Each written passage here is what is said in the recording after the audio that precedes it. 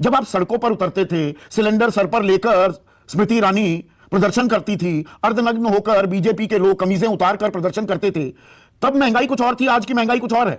नहीं नहीं नहीं, कोरोना से तो बच जाएंगे, महंगाई से बचने का टीका कब लगेगा? संदीप जी सुनिए सुनिए सुनिए, ऐसा है कि मैं केवल आपकी बात सुनने के लिए नहीं आई हूँ, उत्तर भी देने के लिए आई हूँ। आप अपना काम करिए, मैं अपना काम कर रही हूँ। हाँ करिए ना, महंगाई का टीका कब लगेगा?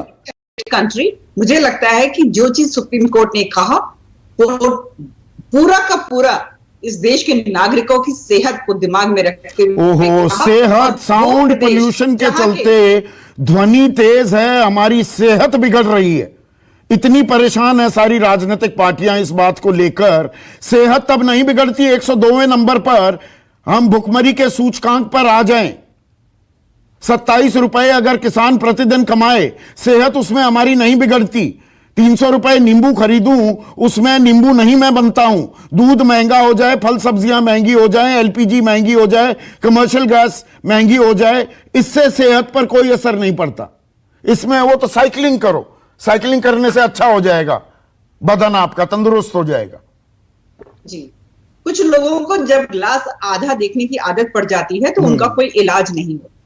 वो हमेशा आधा खाली ग्लास देखेंगे, पूरा जो आधा भरा हुआ है उसको बिल्कुल नहीं देखेंगे। तो नजरिया अपना अपना होता है, इस पे मैं कोई टिप्पणी नहीं करनी चाहूंगी, पर मैं इतना जरूर जानती हूं कि अगर भारतवर्ष के विषय में मैं अगर बात करती हूं, भारत आज की तारीख में उस स्थान पर आ चुका है। सबसे पहली बात तो 150 करोड़ की आबादी वाला ये देश है, और ये वो देश ने 1.15 बिलियन वैक्सीनेशन जो है ना 10 महीने के अंदर लगा दी थी, और 16 महीने के अंदर ऑलमोस्ट 90% जो है। नहीं नहीं नहीं, कोरोना से तो बच जाएंगे, महंगाई से बचने का टीका कब लगेगा? संदीप जी सुनिए सुनिए सुनिए, ऐसा है कि मैं केवल आपकी बात सुनने के लिए नहीं आई हूँ, उत्तर भी देने के लिए आई हूँ। आप अपना काम करिए, मैं अपना काम कर रही हूँ। हाँ करिए ना, महंगाई का टीका कब लगेगा? बिल्कुल। अगर आप मुझसे कहते हैं क्या आज इन्फ्लेशन जो है वो हाई लेवल्स पे है? हाँ जी सर, बिल्कुल है। क्या यूक्रेन से वॉर हो रहा है उसकी वजह से महंगाई पे असर आ रहा है? बिल्कुल आ रहा है। अगर आप कहते हैं क्वेश्चनेबल डिमांड है, बिल्कुल क्वेश्चनेबल डिमांड है। आप कहते हैं क्या फॉलिंग प्रोडक्टिविटी है? जी, कुछ सेक्टर में फॉलिंग प्रोडक्टिविटी है। क्या राइजिंग फ्यूल प्राइसेस है? बिल्कुल राइजिंग फ्यूल प्राइसेस है, इसमें बिल्कुल नहीं नकार सकते, पर हर चीज के पीछे एक अपना रीजन है। अच्छा। अगर मैं राइजिंग फ्यूल प्राइसेस के बारे में बात करती हूँ तो 24% जो फ्यूल है वर्ल्ड में कहां से आता है? रशिया से आता है। ठीक है, हमारे यहाँ डीरेगुलेटेड है, जो फ्यूल है डीरेगुलेटेड है।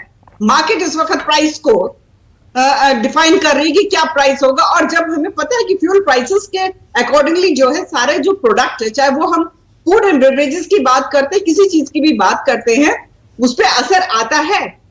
एक लीडिंग मैगजीन है, बिजनेस की है, उसने बिजनेस कॉन्फिडेंस सर्वे करवाया था, बिजनेस कॉन्फिडेंस इंडेक्स का सर्वे करवाया था, और उसमें Q4 जो 2022 का है, उसमें बिजनेस कॉन्फिडेंस सर्वे में ये आया, it was more than, it was 55.2%। अच्छा, ये काला सूट गुलाबी अखबार वाले जो लिखते हैं उसको आप पूरा गंभीरता से लेती हैं? 40,000 HNIs, हाई नेटवर्क इंडिविजुअल्स देश छोड़कर भाग गए, नागरिकता ही छोड़ दी। बिजनेस कॉन्फिडेंस इससे भी दिखता है क्या अनिला? नहीं, अगर उनको ये लगता है कि भाई ठीक है ग्लोबलाइजेशन का जमाना है, ऐसा तो है नहीं कि आज आप नोएडा के स्टूडियो में बैठे हुए हैं, आपका चैनल जो है, आपकी डिबेट जो है पूरे विश्व में देखी जा रही है। ग्लोबलाइजेशन का जमाना है। अगर ग्लोबलाइजेशन का है, महंगाई पर आप बहुत काम कर रहे हैं, महंगाई बढ़ गई। अच्छा एक चीज बताइए, वो 2012-13 के वो दृश्य वो सबके जहन में है, तो मैं उनको दिखाना इतना जरूरी नहीं समझता हूं, सबको पता है। जब आप सड़कों पर उतरते थे, सिलेंडर सर पर लेकर स्मृति ईरानी प्रदर्शन करती थी, अर्धनग्न होकर बीजेपी के लोग कमीजें उतार कर प्रदर्शन करते थे, तब महंगाई कुछ और थी, आज की महंगाई कुछ और है। देखिए ऐसा है, आप इन्फ्लेशन की यहां पर बात कर रहे हैं। हाँ। ठीक है कि आप कह रहे हैं कि ऑल टाइम हाई इन्फ्लेशन नहीं, मैंने 17 महीने के सबसे हाई स्तर, मैं बिल्कुल करेक्ट फिगर्स देता हूं। बिल्कुल नहीं, आपने बताया 17 महीने का सबसे हाईएस्ट 6.95% है। यूएसए में 40 साल का सबसे हाईएस्ट चल रहा है। ओ भाई, अमेरिका बना दो ना हमें, अमेरिका जितनी हमारी आमदनी कर दीजिए ना। संदीप जी, आप बेचैन इसीलिए हैं क्योंकि मैं आपकी हर बात का उत्तर दे रही हूं। हाँ दीजिए दीजिए अभी, हाँ चलिए पूरा दीजिए, और जब- फिर मैं सवाल पूछूंगा।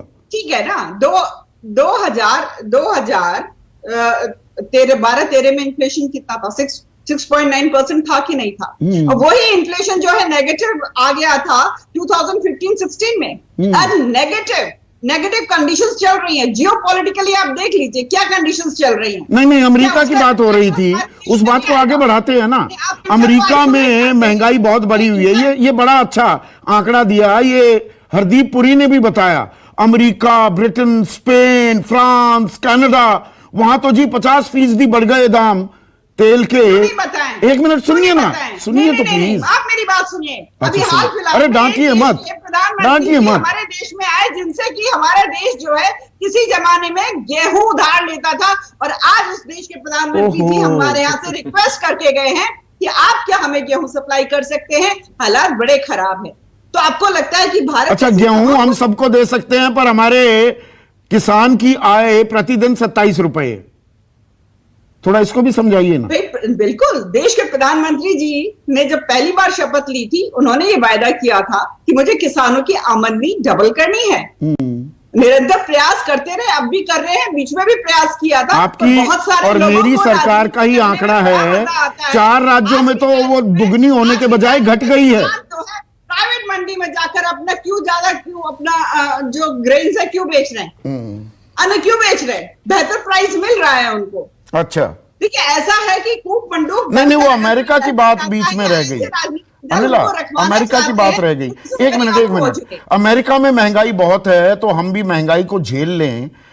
अमेरिका के बारे में ही हरदीप पुरी ने वो 6 जो देश हैं उनके मैंने नाम लिए, America, Canada, Spain, Britain, Germany, France, कि जी वहां तो 50% तेल के दाम बढ़ गए।